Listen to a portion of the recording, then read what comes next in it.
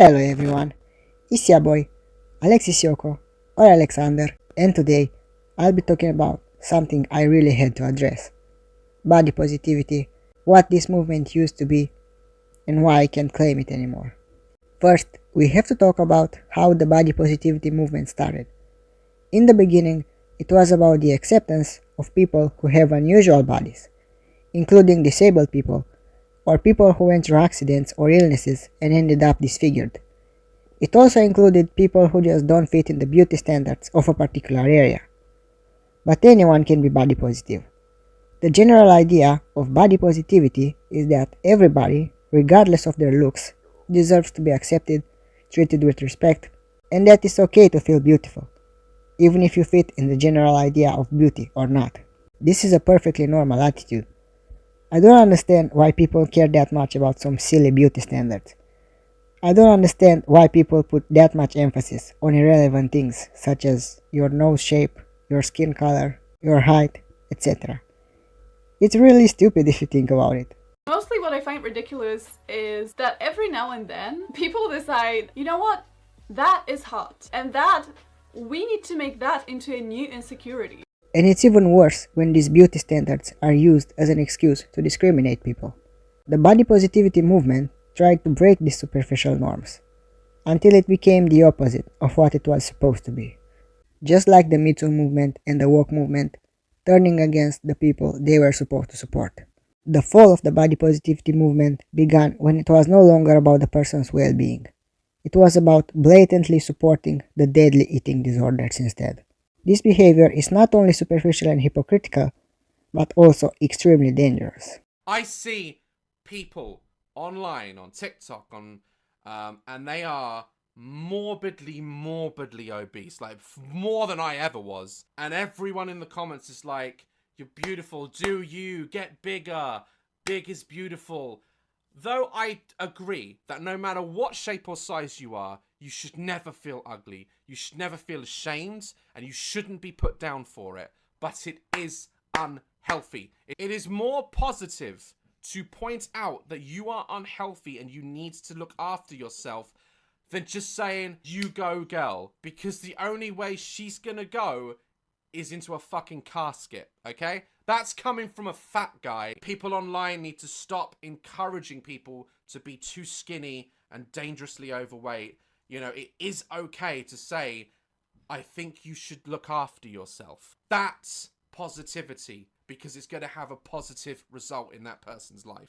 As Daz said, if it has a positive outcome for that person, then it's positivity. But apparently, some people would rather want you to struggle. They'd rather want you to be dependent on others, to have serious health problems, or even worse, to die. Because in their opinion, being a certain size is more important than your life quality, even more important than your life. These people are literally attacking others for losing weight. The same people who say they're opposing diet culture, starving, and anorexia are attacking obese people for losing weight. They acknowledge the dangers of one extreme, but somehow the other extreme is fine, because this is woke. Losing weight is fatphobic, but wanting fat people to struggle and have health problems is not. How your vessel looks like is more important than your health. Okay, on a more serious note, I got it. Treat people with respect. Don't body shame. Don't be that inflamed person who wants to police people's bodies. If you don't like someone's body or what they're wearing, just don't look at them. I got it, and I agree with it. But we still have to solve the problem. An eating disorder is not gonna be less of a problem if we pretend there's nothing wrong. You can't be positive about something that impacts you negatively. And I'm not talking about being skinny or chubby.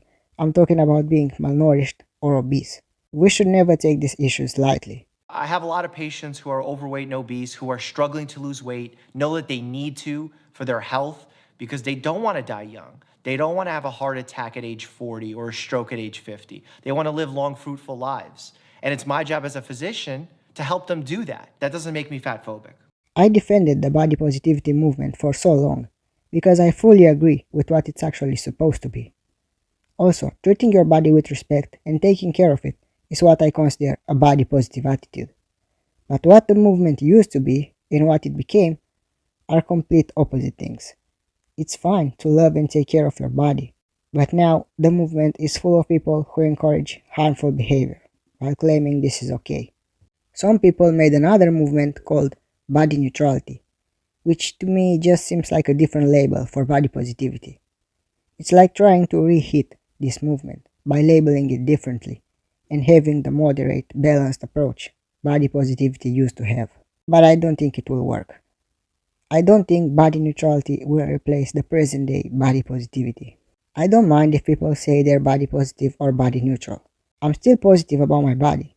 I just don't want to associate with the movement anymore. I think it's important to see the difference between causes, people, and the movements that support these causes and people. For example, you can be an ecologist without having to associate with what other ecologists are doing, not realizing that their behavior hurts the movement and therefore the cause. You can't say all activism is good activism. And what else sounded good in theory, promised a lot, but then turned out horribly? Communism. Now, I'm not comparing communism with other movements that failed. I just want to state that people won't keep supporting certain movements if they stop being what they used to be, or if they're not what they're supposed to be. The body positivity movement that I used to support is gone. Now, I'll talk about another extreme of this movement. There are actual people who say that being body positive yet having plastic surgery is somehow hypocritical. Yet they put the same emphasis on the looks as the ones who body shame, while also trying to force beauty standards on people. Only this time the standard is being natural.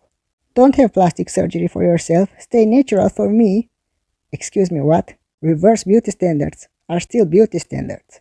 Who are you to tell people what to do with their bodies, while also claiming body positivity?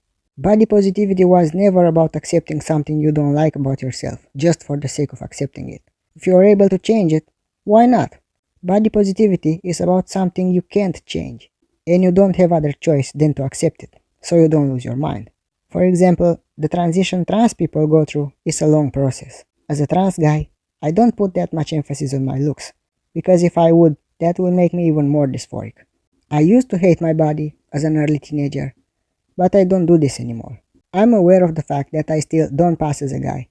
I'm aware of the fact that I'm not that handsome. But until I'll achieve those changes I want, I have to live with this exterior.